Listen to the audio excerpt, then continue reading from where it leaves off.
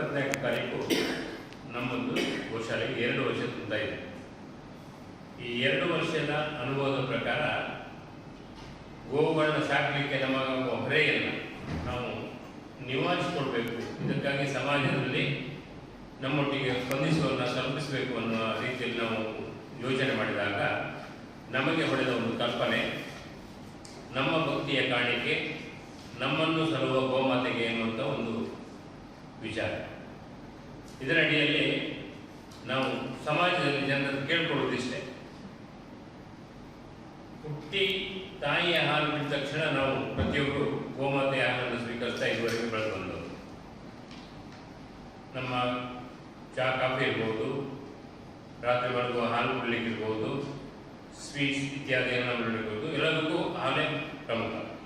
ಹಾಗಾಗಿ ಉತ್ಪಾದನೆಯನ್ನು ನಿಲ್ಲಿಸುವ ಹಂತದಲ್ಲಿರುವ ದನಗಳನ್ನು ಇತ್ತೀಚೆಗೆ ಕಸಾಯಿಖಾನೆ ಕೊಡುವ ಉದ್ದೇಶ ಹಲವರು ಹೊಂದಿರ್ತಾರೆ. ಕಾರಣ ಸಾಕಲಿಕ್ಕೆ ಕಷ್ಟ ಆಗುತ್ತೆ.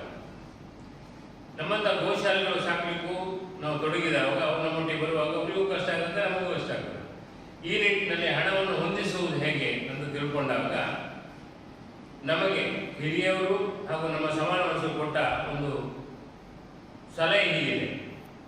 ಪ್ರತಿಯೊಂದು ಮನುಷ್ಯರು, ನಾವು ಇವತ್ತಿನ ದಿವಸ ಹುಟ್ಟಿದಬ್ಬ ಇರ್ಬೋದು, ನಮ್ಮ ಮದುವೆಯ ವೆಡ್ಡಿಂಗ್ ಆ್ಯನಿವರ್ಸರಿ ಇರ್ಬೋದು, ಅಥವಾ ಗೃಹ ಪ್ರವೇಶದ ದಿನ ಇರ್ಬೋದು, ಈ ದಿನಕ್ಕಾಗಿ ನಾವು ಕೆಲವು ಪ್ರಮಾಣದ ಹಣವನ್ನು ಖರ್ಚು ಮಾಡ್ತಾ ಇರ್ತಾರೆ.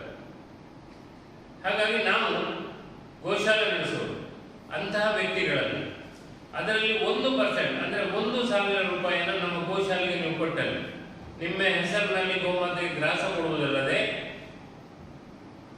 ನಾವೇನು ಹೇಳ್ತೇವೆ ಇವತ್ತು, ಗೋಮಾತೆಯು ಎಲ್ಲರ ತಾಯಿ ಅಂತ ಗೋಮಾತೆ ಅಂತ ಹೇಳ್ತಾರೆ. ಅವಳನ್ನ ಕೂಡ ಪೂಜಿಸಿ ಅದರ ಪ್ರಸಾದವನ್ನು ನಿಮಗೆ ತಲುಪಿಸುವ ವ್ಯವಸ್ಥೆ ಮಾಡ್ತೇವೆ ಎನ್ನುವ ಒಂದು ವಿಶ್ವಾಸವನ್ನು ಕೊಟ್ಟು ಒಂದು ಅಭಿಯಾನವನ್ನು ಪ್ರಾರಂಭಿಸಲಿಕ್ಕೆ ನಾವು ಈ ಮುಖಾಂತರ ಪತ್ರಿಕಾ ಮಾಧ್ಯಮದ ಸಮಾಜದ ಕಡೆ ಹೋಗ್ಬೇಕಂತ ಇದ್ದೇವೆ. ದಿನೇ ದಿನೇ ಜಾಸ್ತಿ ಆಗ್ತಾ ಇರ್ತದೆ. ಕನಿಷ್ಠ 1,000 ಹಸುಗಳಿಗೆ ಆಶ್ರಯ ತಾಣ ಕೊಟ್ಟು ಅದನ್ನು ಸಮರ್ಪಕ ರೀತಿಯಲ್ಲಿ ಸಾರಬೇಕನ್ನೋ ಗುರಿ ಮತ್ತು ಸಂಕಲ್ಪ ನಮ್ಮದು ಆಗ್ತಾ ಇರ್ತದೆ. ಈಗ 2 ವರ್ಷದಲ್ಲಿ 200 ಆಗಿದೆ. ಇನ್ನು ಕೆಲವೇ ದಿನಗಳಲ್ಲಿ 1,000 ಹಂತವನ್ನು ತಲುಪುತ್ತದೆ. ಅದಕ್ಕಾಗಿ ಈ ಮುಖಾಂತರ ಸಮಾಜದಲ್ಲಿ ಹೋಗಿ ಸಮಾಜದ ನೆರವನ್ನು ಪಡಿಬೇಕು. ತನ್ಮೂಲಕ ಉತ್ತಮ ಗೋಶಾಲೆ ಮಾಡಬೇಕು. ನಾವು ಮೊದಲೇ ಹೇಳಿದಂತೆ ಗೋಪಾಲಕರಿಂದ ಗೋಪಾಲಕರಿಗಾಗಿ ಗೋಪಾಲಕರೇ ನಡೆಸುವಂತಹ ಒಂದು ಗೋಶಾಲೆ. ಹೀಗೆ ಆದಲ್ಲಿ ಮಾತ್ರ ಗೋಹತ್ಯೆ ಕೂಡ ನಿಲ್ತದೆ, ಗೋವುಗಳು ನೆಮ್ಮದಿಯಿಂದ ಬದುಕುತ್ತವೆ. ಹಾಗಾಗಿ ನಾನು ಎಲ್ಲರಲ್ಲೂ ಈ ಮುಖೇನ ಕೇಳ್ಕೊಳ್ಳೋದಿಷ್ಟೇ, ನಾವು ನಿಮ್ಮೊಡನೆ ಬಂದಾಗ ನಮ್ಮನ್ನು ಈ ರೀತಿ ಪ್ರೋತ್ಸಾಹಿಸಿ ಗೋಮಾತೆಯ ಆಶೀರ್ವಾದಕ್ಕೂ ನೀವು ಪಾತ್ರರಾಗಬೇಕು. ನಮ್ಮನ್ನು ಕೂಡ ಹುರಿದುಂಬಿಸಬೇಕಂತ ಕಳಕಳಿಯ ಮನವಿಯನ್ನು ಈ ಮೂಲಕ ನಾವು ಮಾಡಿಕೊಡ್ತಾ ಇದ್ದೇವೆ. ಇದ್ದಾವೆ, ಹೈಬ್ರಿಡ್ ಇದ್ದಾವೆ. ನಮ್ಮ ಇಷ್ಟುವರೆಗೆ ನಾವು ಹೆಚ್ಚಿನವರು ಹಾಕುವುದು ಹೈಬ್ರಿಡ್ ಅದೇ. ಈಗ ಅವು ಗೋಶಾಲೆಯಲ್ಲಿ ಬಂದು ಮುಕ್ತಿ ಹೊಂದಬೇಕು, ಅವನ ಕಸಾಯಿಖಾನೆ ಕೊಡುವುದಲ್ಲ. ಹೀಗಾಗಿ ಎಲ್ಲ ಮಿಷನ್ ಖಾಲಿ ಸ್ವದೇಶಿಗೆ ಮಾಡಲಿಲ್ಲ. ಇನ್ನು ಮುಂದಿನ ದಿನಗಳಲ್ಲಿ ನಮ್ಮಲ್ಲಿ ಆ ರೀತಿಯ ಒಂದು ಪರಿಕಲ್ಪನೆ ಕೂಡ ನಾವು ಮಾಡ್ಕೊಂಡಿದ್ದೇವೆ.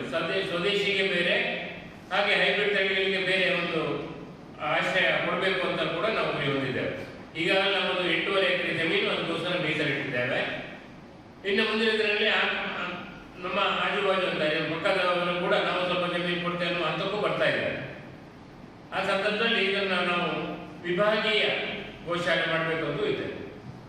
ಇದರಲ್ಲಿ ಹಲವಾರು ತಗೊಂಡು ಆಕ್ಸಿಡೆಂಟ್ ಆದ ದನಗಳನ್ನು ಕೂಡ ನಾವು ತಗೊಂಡು ಸಲುಹಿದ್ದೇವೆ ಅಂತ ಎಷ್ಟೋ ಗೋವುಗಳಿದ್ದಾವೆ. ನಮ್ಮ ವಿಡಿಯೋದಲ್ಲಿ ನಾವು ಕಳಿಸ್ತಾ ಇರ್ತೇವೆ. ಹಲವಾರು ಹೆಚ್ಚಾಗಿ ನಗರದವರೇ ನಮ್ಮನ್ನು ಈಗ ಸಂಪರ್ಕ ಮಾಡ್ತಾ ಇದ್ದಾರೆ. ಈಗ ತರ್ಬೋದಾ ಸರ್ ಅಂತ ಕೇಳ್ಕೊಂಡು ನಮ್ಮ ದೂರವಾಣಿ ಸಂಖ್ಯೆ ಇದೆಯಲ್ಲ, 2 ವರ್ಷದಿಂದ ಸಂಪರ್ಕ ಮಾಡಿ ಹಲವಾರು ಜನ ಉಡುಪಿಯಿಂದ ಬಂದಿದ್ದಾವೆ, ಕಾಪುವಿಂದ ಬಂದಿದ್ದಾವೆ, ಕೊಡಗುದ್ರೆಯಿಂದ ಬಂದಿದ್ದಾರೆ, ಆ ಕಡೆ ಬೈದೂರಿಗೂ ಜನರು ಬಂದಿದ್ದಾರೆ, ಕೊಲ್ಲೂರಿಂದ ಬಂದಿದ್ದಾರೆ. ನೋಡ್ಕೊಳ್ಳಿಕ್ಕೆ ಈಗಾಗಲೇ ನಮ್ಮಲ್ಲಿ ಉತ್ತರ ಪ್ರದೇಶದ 4 ಮಂದಿ ಕೆಲಸಗಾರರಿದ್ದಾರೆ. ನಾನು ನನ್ನ ಮನೆ ಪಕ್ಕದಲ್ಲಿ ಇರುತ್ತೆ, ನಾನು ನೋಡಿಕೊಂಡು ಮಾಡ್ತಾ ಇದ್ದೇನೆ. ಅವರಿಗೆ ಸಂಬಳ ಕೊಟ್ಟು ಅಲ್ಲಿ ಆ ಗೋಶಾಲೆ ಪಕ್ಕದಲ್ಲೇ ಒಂದು ಸುಸಜ್ಜಿತ ಒಂದು ಮನೆ ಮಾಡಿದ್ದೇವೆ, ಶೆಟರ್ ಮನೆ ಮಾಡಿ ಅವರು ಅಲ್ಲೇ ನೋಡ್ಕೊಂಡಿರುವಂಥ ವೈದ್ಯರು, ಗೌರ್ಮೆಂಟ್ ವೈದ್ಯರು ನಮ್ಮೊಡನೆ ಸದಾ ಇರ್ತಾರೆ. ಈಗ ಗೌರ್ಮೆಂಟ್ ಒಂದು ಪಶು ಸಂಜೀವಿನಿ ಅಂತ ಒಂದು ಇಲಾಖೆ ಇದೆ, ಅಲ್ಲಿ ಫೋನ್ ಮಾಡಿದ ತಕ್ಷಣ ಬೆಂಗಳೂರು 162 ನಂಬರ್ಗೆ ನಾವು ಫೋನ್ ಮಾಡಿದರೆ ಅವರು ಇದು ಮಾಡಿ ನಮಗೆ ಒಂದು 4-5 ಗಂಟೆಗಳು ವೈದ್ಯರನ್ನು ಕಳಿಸ್ತಾರೆ. ಆಂಬ್ಯುಲೆನ್ಸ್ ಕೂಡ ಬರ್ತದೆ ಮನೆಗೆ.